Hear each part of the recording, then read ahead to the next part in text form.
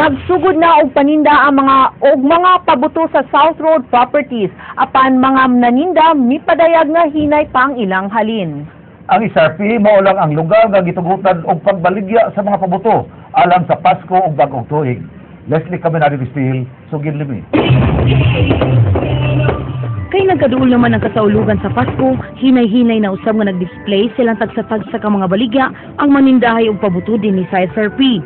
Apan usas sa mga reklamo sa negosyante, mao ang kaminos karon sa ilang halin sa ilang tinda kumpara sa miaging tuig.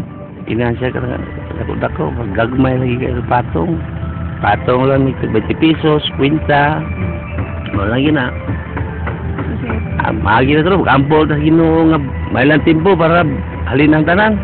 Ang konjur mas nice girang last year kay ang karon is na affected man ang mga tao sa calamities karon nga nahitabo karon tuig ka. So murag na konjur ba ang mga negosyante na murag na kuan pud sila ba. Hinuon, nagmalaumon sila nga mukusog ang ilang kita. Ani ang presyo sa pipila ka mga baligyang pabuto sa SRP.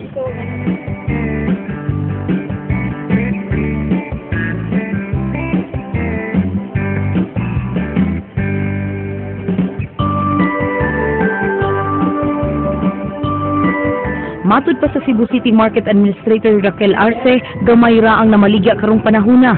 Ang ubang manindahay, naghuwat lang usab kung mukusog na ang palit. Pangibong siguro ka nga nang wa man sila mugo sa pagsugod sa kuan. Sila mismo mo ay ning kuan ana nga pizza kay alkansihon man sila sa ilahang operational cost. Musugod sila sayo unya dili pahalin ang kabutuan ng mga panahona.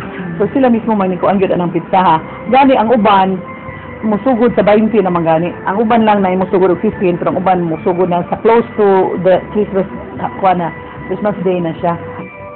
Leslie Caminado Vistil, News 5.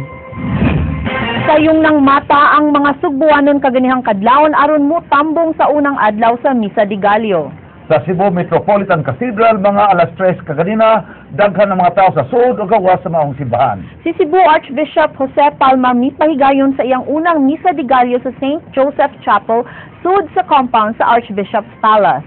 Giisgutan ni Palma ang duha ka katalagman nga niigo sa Kabisayan atol sa iyang wali.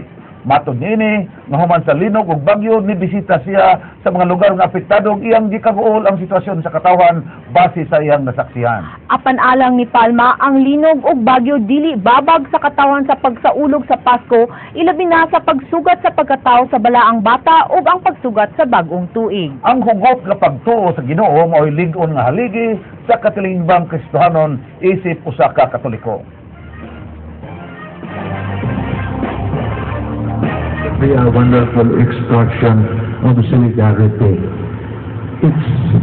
It's one sign that we remember them even in the joyful spirit of the celebration that we are mindful of their situation, of their suffering. Katunga sa nahabilin sa gisaad nga financial assistance alang sa mga senior citizens, ihatag sa City Hall sa dili pa ang Pasko. Isunod sab ang incentive sa mga barangay officials o ang alang sa mga persons with disabilities. Apan ang Christmas bonus alang sa mga empleyado, wala pa'y klaro. Leslie Caminado Vistil, Sugin Limi. Katunga lang sa gisaad nga 4,000 pesos ang ihatag sa City Hall nga financial assistance sa mga senior citizens. Ang tag 2,000 pesos gikatagdang i-distribute karong pitsa 20 ug 21 ning buwana. Mato ni Mayor Michael Rama nga di ilang una siya mohatag og statement ug kun unsay rason kun nganong katunga ra ang ilang mahatag. I don't have to add a reason, but just wait for the time to come. It's not nga, it's just that it's the right time. It's the right time where people will be there. It's the right time where least inconvenience for other services to be attended to. Andam na sab nga ipangapud-apud ang incentive alang sa mga barangay officials human matunol ang financial assistance ngadto sa mga senior citizens. Human niini, isunod sab ang financial assistance sa mga persons with disabilities.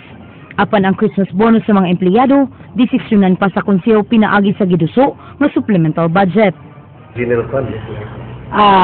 Every day na mo collection. So Para sa collection kay December biyaron.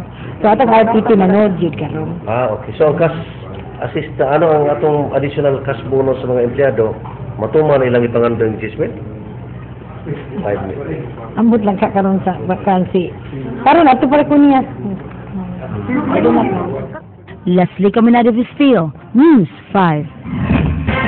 O kadong naglangkob sa atong mga balita sa Aksyon Bisaya karong adlaw, Lunes, December 16, tuig 2013. Kini si Frank Manilong Jr. Mga istorya nga di lang kutog sa paggatod sa impormasyon. Musunod na ang Action Prime. Daghang salamat, ako si Georgia Herrera. Tungod kilabaw pa sa balita, Aksyon!